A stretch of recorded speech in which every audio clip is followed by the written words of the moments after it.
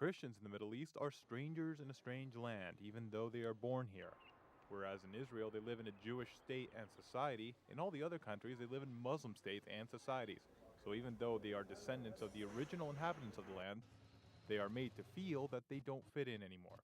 That's according to Monsignor Robert Stern, the president of the Pontifical Mission for Palestine and leader of the CNEWA, the papal arm for humanitarian support in the Middle East. In Islam, they're considered people of the book, Christians and Jews, and therefore they're respected as forerunners of Islam, but not fully conforming to the will of God.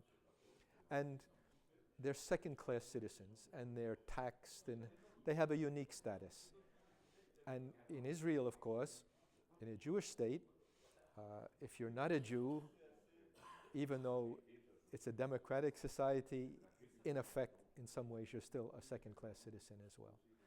During a meeting of the Equestrian Order of the Holy Sepulchre, Monsignor Stern pointed out that due to the exodus of Christians from all over the Middle East, their numbers might drop from about 13 million to 6 million during the next 15 years. In Israel, maybe 2% of the population is Christian. In the Palestinian territories, 1%. Egypt, at least a big country, there's probably 10%, or close to that in Syria as well. But it used to be, if you go far enough back in history, 100%. So what we're really seeing over the centuries is an accelerating movement of Christians away from that part of the world, and rapidly accelerating in modern times and in the last few generations. For more than 1,000 years, the Vatican has supported these Christian minorities with particular interests, living stones of the holy places. And I also feel that the Christians can be a sort of bridge. You know, in many of the countries, the Christians, they are Arabs, but they're not Muslims. And they can be a connection between the modern societies of the Western world and the emerging societies, so to speak, into modern times of the Islamic world, because they're Arabs and they're Christians. And of course, they bring a point of view, some of the teaching of Jesus, you know, that badly needed in that part of the world. Things about the freedom of conscience in religion, things like reconciliation and forgiveness. These are rooted in the teachings of the Lord. The Vatican is doing its best to ensure that Christians in their own land can survive, but there's more awareness that nobody can stop them from looking for a better future in Europe or America for their families and their children.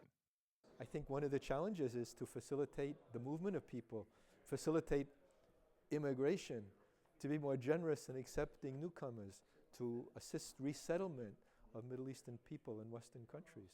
That's a big and a very touchy political point.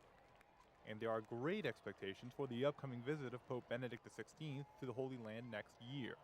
It's a great, as we say, shot in the arm for them. You know, it's exciting because when the Pope comes, I mean, the whole world follows him. I was there, of course, when Pope John Paul came. And at that moment, everybody in that part of the world, in the Holy Land, Muslim, Jew, Christian, everybody spent all day watching this little man in a white robe praying and talking and offering Mass and visiting people. And it was like a moment of peace in the midst of the storm. I hope Pope Benedict will be the same. You know, he's Pontifex, the bridge builder.